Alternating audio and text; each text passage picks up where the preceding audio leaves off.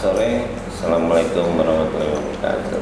Kita bersyukur hari ini bisa mengajarkan penutupan kuliah ya. Iya, Pak. Teori dan presiden arsitektur, dan kita akan setelah selesai kuliah kita punya kerja. Kerja kita ini bagaimana mewujudkan satu arsitektur yang baik dan kita menjadi arsitek yang baik. Jadi jangan sampai seperti yang sudah sekolah di arsitektur nggak jadi arsitek.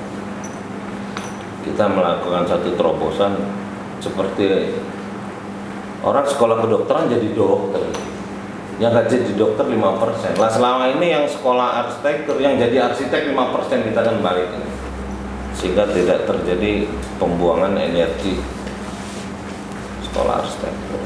Saya rasa itu mungkin Bu Daeng juga ini akan membantu kita dalam penulisan buku ya, karena setelah ini kita akan bekerja secara simultan untuk menulis buku dan membangun biro arsitek, dan kalian saya anggap status magang. Jadi ketika kalian selesai, saya berani merekomendasikan kalian sebagai magang arsitek dan mungkin sudah jadi arsitek, karena kita akan intensif mulai berkarya ya, karena di luar negeri secara umum seperti Bill Gates ya, mereka berkarya dalam sekolah ya, kayak yang menemukan Facebook. Kenapa harus menunggu lah?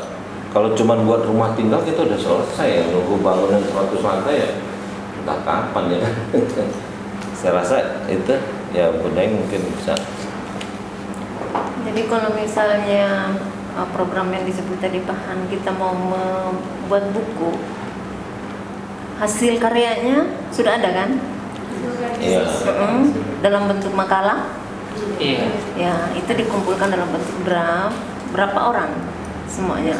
Setiap orang satu. Ya pasti. Dan dalam satu ruangan ini, satu kelas ini semua kan pasti. Iya. Oke.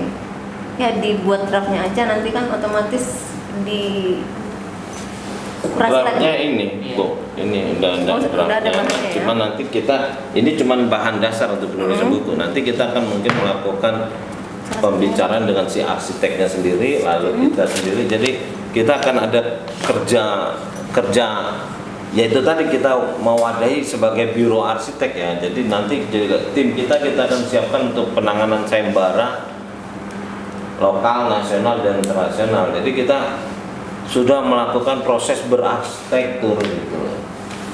Maksudnya opini seorang arsitektur yang dituliskan oleh mahasiswa ini apa gimana? Jadi gini, arsitek itu kayak seni lah, kayak Ibu kan punya bicara seni, setiap orang berbeda persepsinya, nggak baku. Arsitektur juga sesuatu sistem gitu, bahwa dari awal penciptaan manusia itu arsitektur, dan kebetulan pengembangan dunia arsitektur ini banyak yang menjadikannya sebagai ahli bangunan, tapi sebetulnya arsitek itu bukan hanya ahli bangunan, tapi dia ahli sistem sebetulnya, karena arsitektur itu adalah sistem. Makanya ada arsitek terkenal Frank Lloyd Wright berbicara bahwa manusia itu bagian dari alam semesta. Nah, itu kan statement yang universal gitu.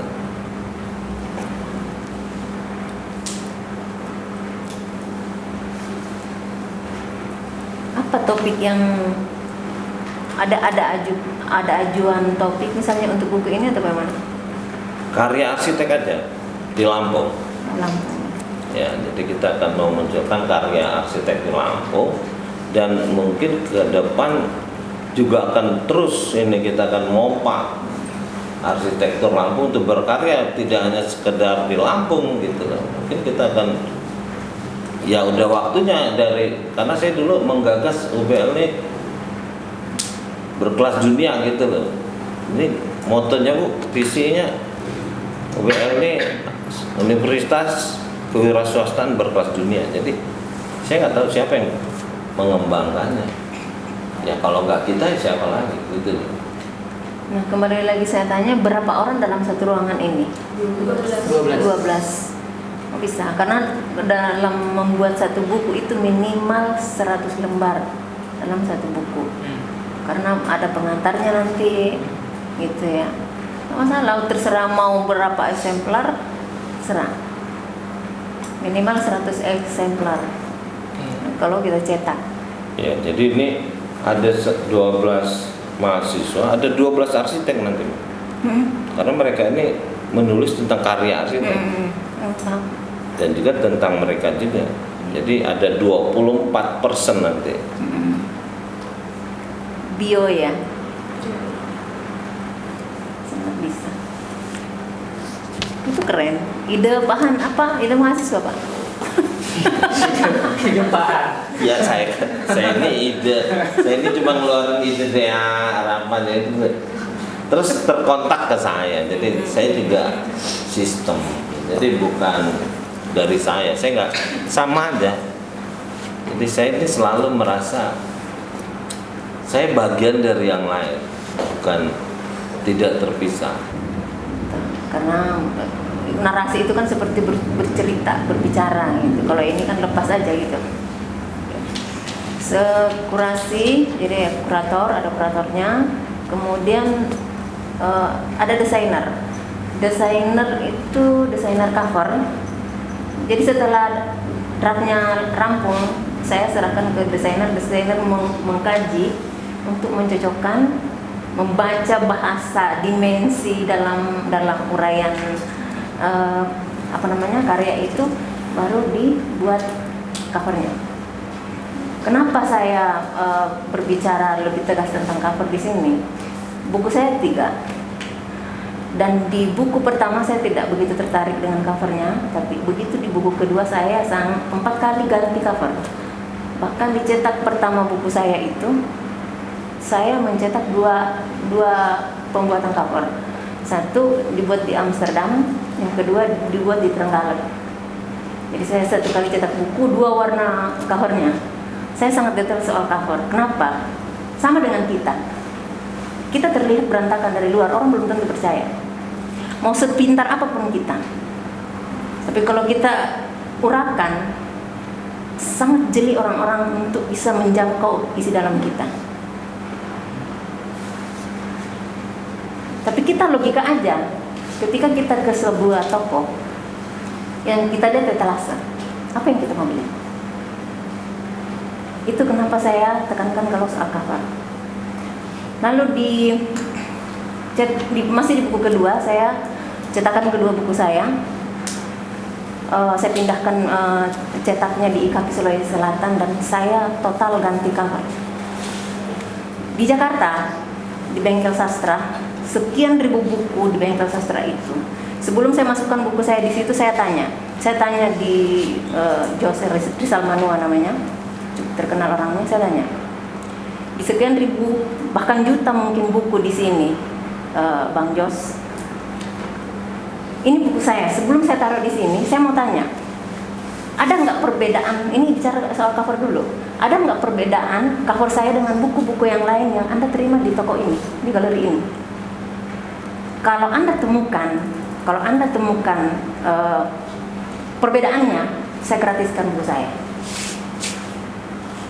Namanya Charles, yang jaga galeri itu, dia nggak ketemu apa perbedaan antara cover buku saya dengan cover buku-buku yang lain yang bahkan sudah beberapa kali menjadi pemenang di Hari Puisi Indonesia. Judulnya ada di belakang buku saya. Nangkep nggak? Judul Mahasipi. Ketika dilihat, sepi. Pasti orang mencari kan gitu. Apa sih? Nah, itu yang saya maksud di sini adalah ketika kita menciptakan sebuah buku itu adalah karya yang abadi. Lalu buku ketiga saya, Ibu Bumi Ayah Matahari, tanggal 31 Desember 2022 lalu di Wisma Bandar Lampung saya launching. Di Bandar Lampung inilah saya launching buku ketiga saya. Kenapa? Kenapa saya harus di sini? Karena saat ini saya ada di sini dan saya membuat sejarah saya. Pesan saya dari apa yang bukan pamer, tapi boleh disebut pamer. Tapi yang paling penting adalah ketika melakukan sesuatu hal untuk diri kalian, jadikanlah, ingat bahwa itu adalah sejarah. Apalagi sekarang media sosial, kenapa penting berhati-hati, kata-kata kita, status kita, apapun yang kita lakukan, hati-hati, karena itu sejarah, jejak. Terima kasih banyak.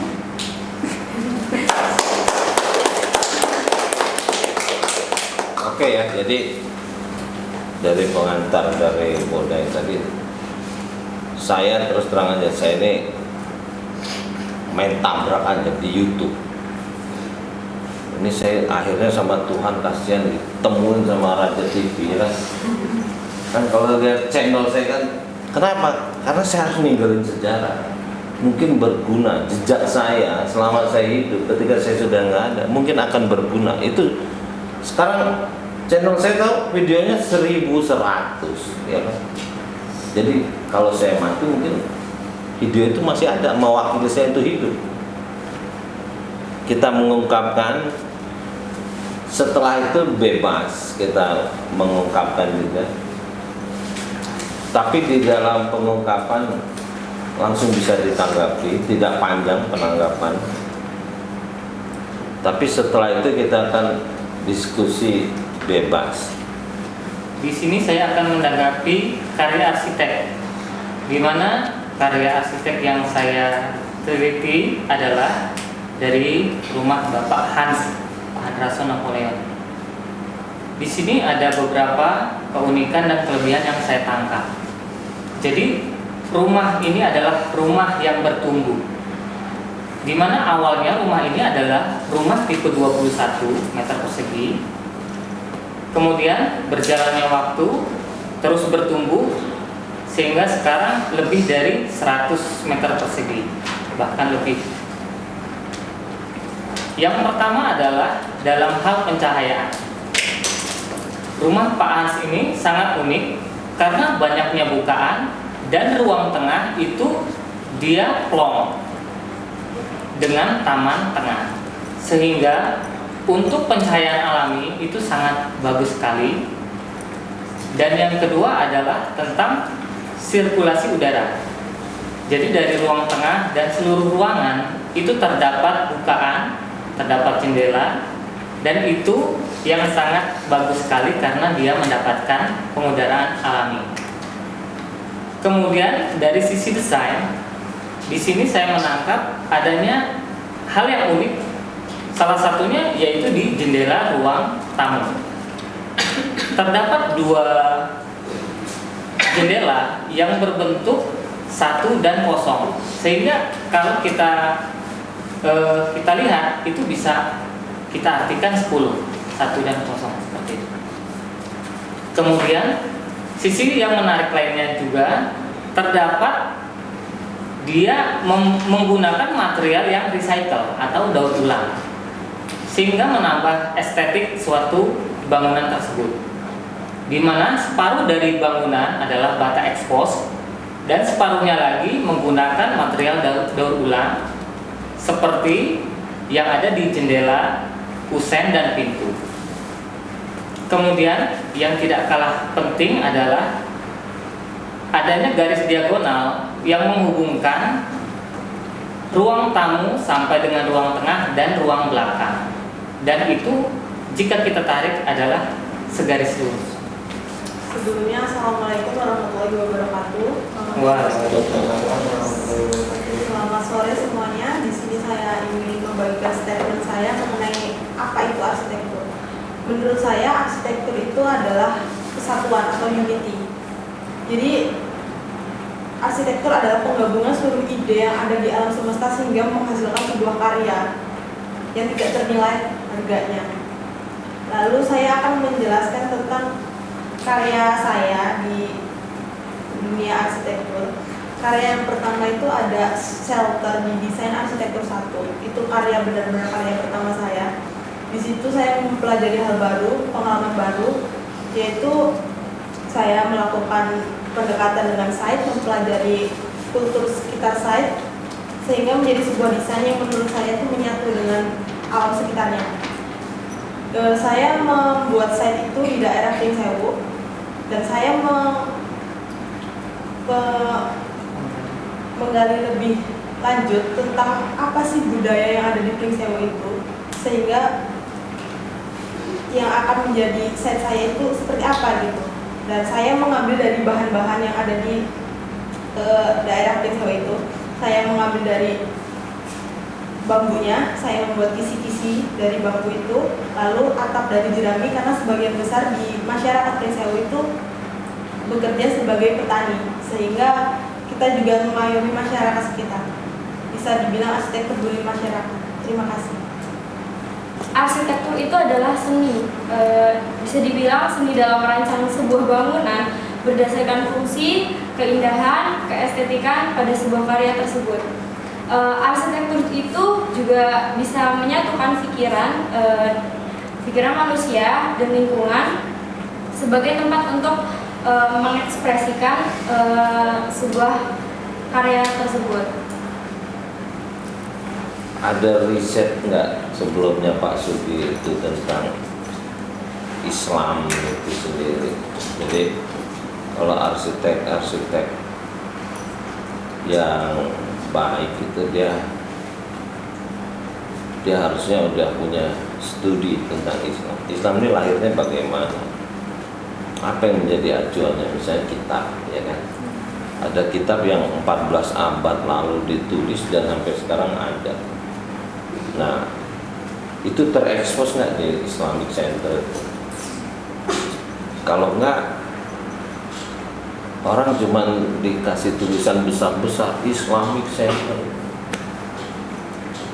Kayak sekarang kota-kota ditulis besar-besar Pringsewu, harusnya nggak usah ditulis lagi, orang kan tahu ini Pringsewu. New York kan, misalnya kayak billboardnya Salma di New York, orang kan tahu ini New York.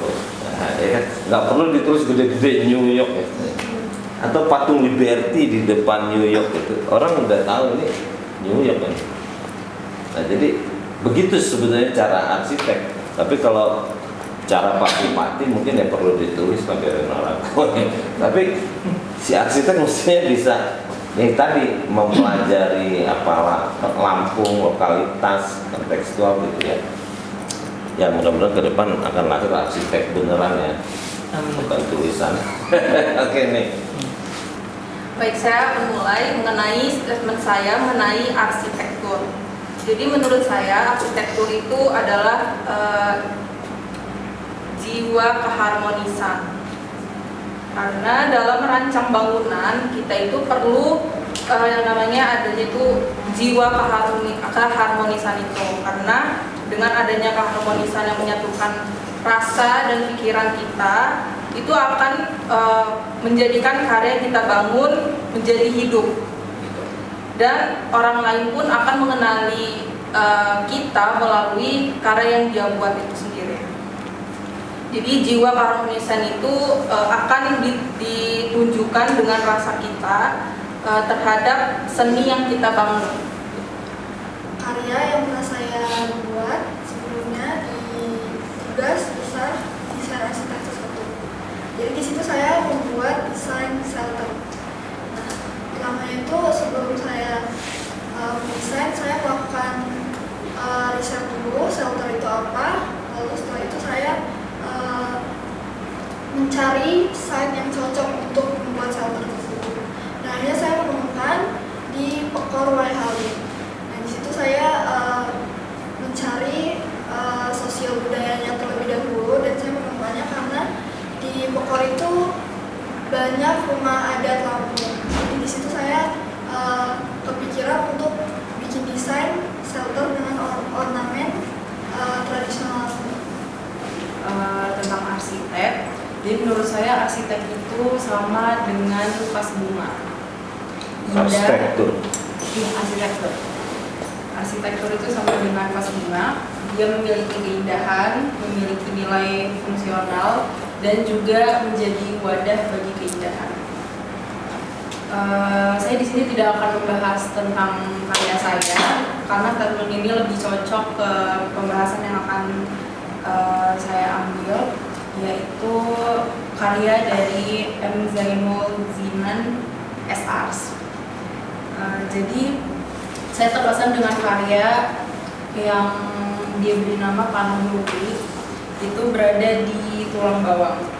Tanonuli itu arti tanoh adalah tanah dalam bahasa Lampung, nuli itu kehidupan. Jadi Tanonuli ini bangunan inti dari kawasan yang juga dia buat. Jadi dia membuat kawasan namanya Uluan Nuli. Dia itu menjadi bangunan utama di situ. Saya akan memberikan statement saya tentang apa itu arsitektur. Arsitektur menurut saya adalah pemahaman yang luas tentang sebuah sistem keselarasan untuk menyelaraskan dengan alam sekitar. Di mana setiap kita membuat sebuah rancangan bangunan, kita akan selalu menyelaraskan dengan lingkungan sekitarnya.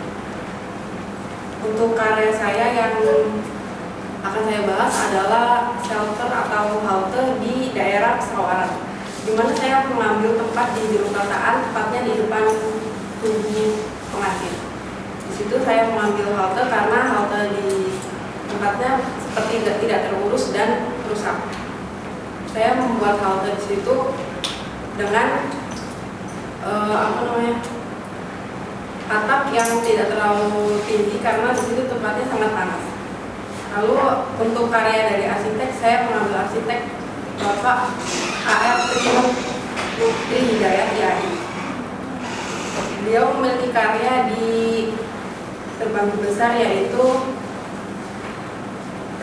perencanaan kawasan siap bangun atau Kasiba di rest area kilometer 20B Jalan Tol Trans Sumatera ruas Bakauheni Terbanggi Besar. Karya beliau menyantumkan simbol-simbol dari adat Lampung di fasadnya, yaitu di dinding bagian atas. Karya pertama kali saya itu saya buat di semester 1, yaitu Trimatra, yang dimana saya pelajari mulai dari garis, bidang, dan ruang. Jadi Trimatra itu adalah sesuatu yang terlihat bukan hanya panjang dan lebar saja, tetapi mempunyai kedalaman, memiliki beberapa dimensi. Di sini arsitek yang saya ambil dari Pak Dwi Agus Saputra.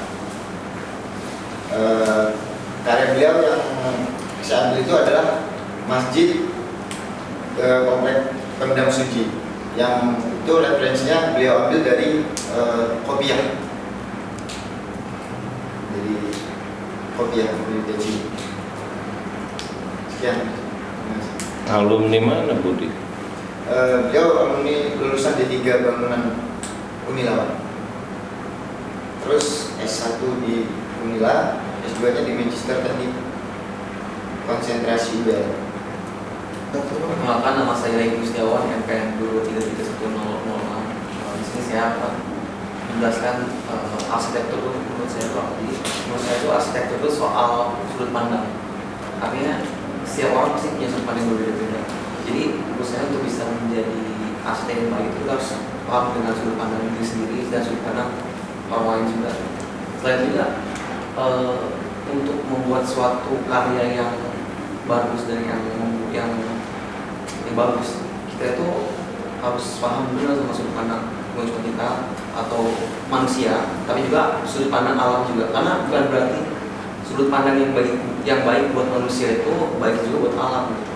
Karena itu kita harus untuk menjadi arsitek yang baik menurut saya itu harus mengambil sudut pandang dari pihak lain juga.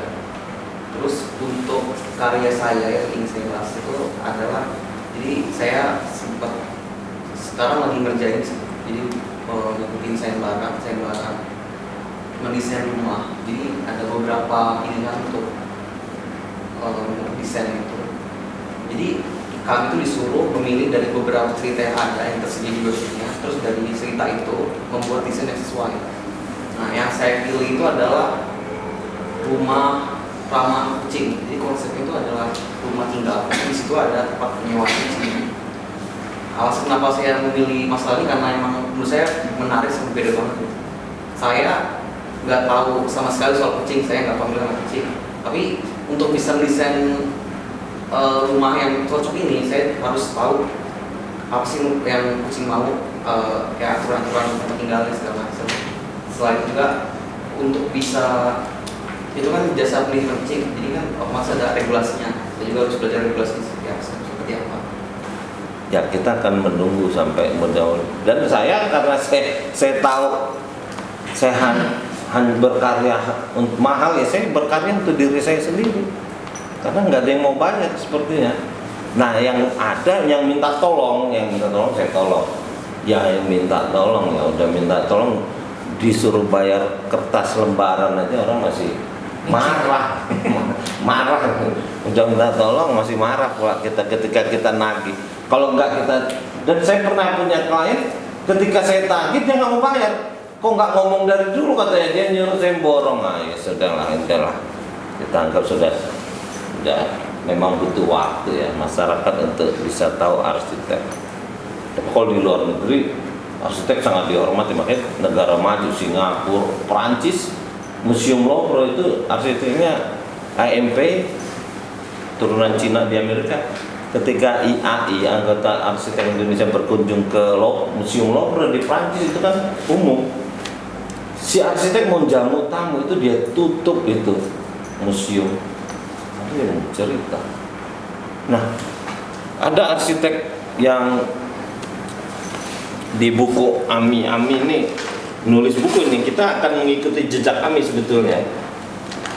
Ya karena saya juga rombongan ini, mereka ke luar negeri jalan-jalan kereta ngasilin buku ini. Nah salah satu itu ada museum yang kantor wali kota, yang si wali kota itu nentuin lampu ini aja harus diganti, itu dia yang nentuin. Mejanya model apa, kursinya model apa, sampai begitu kekuasaan seorang arsitek. Dan kita punya Bandung ada 2 IMB, satu IMB pemerintah daerah, satu IMB arsitek. Makanya Bandung Utara terpelihara karena ada IMB arsitek, gak sembarangan bisa merubah. Karena memang berkuasa arsitek. Jangan coba-coba dia, kalau ada yang ngerubah hak dia bisa tuntut hak paten. Kalau dia yang berani merusak karyanya itu. Nah, kekuatan membentuk. Jadi wanita kan membentuk kita gitu. Jadi seperti itu. Sedangkan alam semesta pun bisa dikatakan adalah sistem atau suatu kekuatan yang membentuk, terus mengatur, juga menjaga dan melestarikan semua materi yang ada di alam semesta itu sendiri.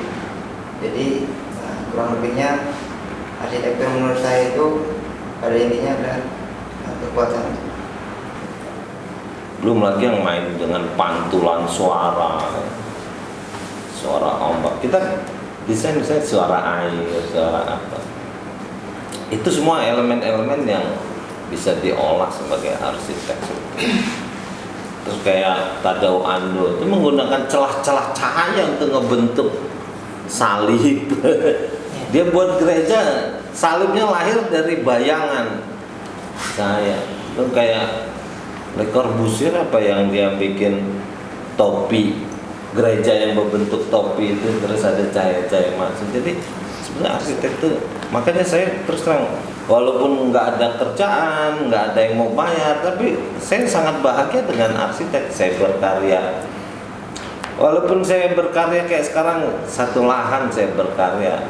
Kemarin saya ketemu sumur, terus mata airnya mengalir, terus di bawahnya pasir halus. Pasir halus itu tempat duduknya raja-raja zaman dulu ya, bukan permadani, dia pasir halus. Itu saya nggak nyangka di atas pasir halus itu ada tumpukan areng, lalu di atasnya lumpur sawah. Kemarin saya gali ketemu. Nah saya sebelumnya udah bicara poros langit, saya nggak sengaja bilang itu poros langit. Lalu Pak Ibu Daeng ini mengerti sedikit tentang metafisika. Lalu saya bilang pasir halus ini cuman ada di Musdalifah. Kalau di sekarang ini saya haji, habis dari Arafah itu masuk ke Musdalifah. Musdalifah itu satu bentangan pasir yang nggak boleh ada bangunan tuh. Pada malam hari kita masuk ke situ sebelum ke Mina. Mina itu nginep untuk melempar jumroh ya. Ngambil batunya itu di Musdalifah. Musdalifah ini di kita ada namanya Mas'aril Haram. Dan ritual haji yang paling besar itu sebetulnya di malam itu, di malam setelah Arafah. Kita akan bermohon dulu sebelum kita masuk haji, sebelum masuk ke Ka'bah. Malam itu harusnya kita akan menyelesaikan dulu urusan kita dengan Pencipta. Baru besoknya kita melempar jumroh atau ke Ka'bah. Cuman di bimbingan haji umum kayaknya itu nggak masuk, tapi saya waktu itu baca kitab sehingga saya tahu masalah sebenarnya. Bimbingan haji di situ cuma suruh ngambil kerikil untuk melempar. Padahal malam itu munajat terbesar ada di situ. Nah itu ketika saya dapat pasir halus itu sebelahnya ada sumur juga tanah liat, enggak pasirnya enggak buyar, jadi pasir itu di bawah air. Jadi bayangin, air di dalam tanah itu ada bolong-bolong air yang bawa pasir ke situ. Di atasnya tumpukan kayu angus ya. Bayangan saya waktu itu kemarin saya sempat bayang itu kayak piring terbang mendarat di situ. Terus tanaman di atasnya tuh gosong. Di bawahnya pasir, karena pasir itu nggak ada tanaman ya, pasir murni. Wah, saya bilang bisa jadi. Terus waktu saya gali sumur itu ada burung itu diam di udara, dia nggak terbang, dia diam kayak ngeliat gitu. Nggak lama terbang. Lalu saya sama istri saya dibesarin sumur itu, karena waktu itu saya lihat mata airnya banyak, saya panggil istri saya, "Ma, lihat air itu pertama kayak nyembur gitu." Mata air. Udah itu ketika dibesarkan ketemulah kayu itu di bawah lapisan bawahnya, terus ada pasir halusnya nggak diikat dengan tanah liat, yang sebelumnya kan tanah liat nih di dalam tanah, pasirnya tabur gitu, cair kayak emosi gitu. Nah lalu ketika saya ngeliat burung itu diam, nggak lama saya ngeliat langit, di langit ada matahari, pas di atas itu ada halonya bundar. Wah, saya bilang sebelumnya udah memang pernah saya duduk juga. Ketika saya duduk di tanah, tempat saya duduk itu ada keraton, diambil istri saya untuk masak air. Jadi saya duduk di tanah, saya lihat ke atas ada halonya, nggak sempurna, ada sedikit. Saya berapa kali ngelihat halo di situ, padahal di hari-hari saya jarang ngelihat halo itu. Terus saya bilang kalau tiap sore matahari terbenam di lokasi itu, ya itu bagi saya itu saya lagi garap suatu proyek yang mega loh, yang saya nggak bisa ceritain ke orang lain melihatnya. Di Masjid Nabawi itu ada raudhah, taman, sebenarnya yang digarap jannah itu gambaran kebun sebenarnya. Makanya saya tuh ngelihat proyek saya itu kayak proyek kebun gitu, proyek jannah, proyek surga sebetulnya. Ini kadang, dan ternyata terbukti ada spiritualitas yang tinggi. Saya tuh pertama agak aneh, lokasi saya tuh kayak dikelilingin pohon gitu, bundar gitu. Yang lainnya di luar itu. Saya bilang ini aneh. Cuman itu saya beberapa lokasi, saya punya beberapa aset yang saya nggak ngerti saya dapatnya. Kalau orang punya duit beli rumah itu, satu Gunung Langgar itu juga ada, kalau bahasa ini jadi mistis ya, padahal sebenarnya nggak mistis. Saya ngelihat mistis itu dunia yang sangat masuk akal ya, bukan kayak saya ngelihat listrik kan metafisika, tapi masuk akal bagi saya, ada hitung-hitungannya gitu. Saya nggak ngelihat sesuatu mistis itu yang nggak punya hitungan. Bagi saya mistis itu hitungan gitu loh, seperti tarot. Bagi saya itu ilmu gitu loh. Tapi karena banyak orang yang nggak belajar, terus kan suka percaya sama orang gitu, segala dukun gitu. Karena sebetulnya apa yang dipraktekin dukun tuh ya sederhana aja, apa gelombang kayak kita nelpon. Saya telepon yoga, kan bisa tahu situasi yoga. Oh yoga lagi makan gitu. Terus orang yang nggak ngerti saya nelpon kan bilang, oh paranormal ibu udah tahu duluan. Saya rasa itu ya alhamdulillah kita sudah selesai. Yang berikutnya kita akan masuk akan memanggil si arsitek yang karya-karyanya tadi, kita undang satu forum lah ya mungkin, untuk bercerita tentang desain. Lalu kita pelajari desain itu gimana, bagaimana. Lalu desain itu mungkin kita akan bahas bagaimana menyempurnakannya. Jadi ini yang dilakukan arsitek muda dulu tahun 90. Kami bicara desain, sementara IAI bicara organisasi, iuran segala macam. Dia nggak peduli dengan desain. Nah, kelompok kita ini adalah orang-orang yang peduli dengan desain. Kita ngelatih ketajaman desain, ya kan? Kayak tadi Rahmat ini kan secara hitungan di atas kertas selama kuliah nggak jelas ya. Tapi dia ngomong power loh. Kita harus berhitung untuk mengerti kata-kata arsitektur itu power itu. Dia cukup serius itu, nggak mungkin dia bisa menyimpulkan arsitektur itu power tanpa keseriusan. Betul kan? Ya saya sempat kaget ini bicara power, ini bicara keseluruhan udah. Dan untuk sampai ke situ nggak gampang. Arsitektur adalah power, cukup. Nah mungkin itu yang berkah kita hari ini melahirkan satu kata-kata arsitektur adalah power. Oke, mungkin bisa jadi judul itu, cukup menarik. Assalamualaikum warahmatullahi wabarakatuh. Waalaikumsalam.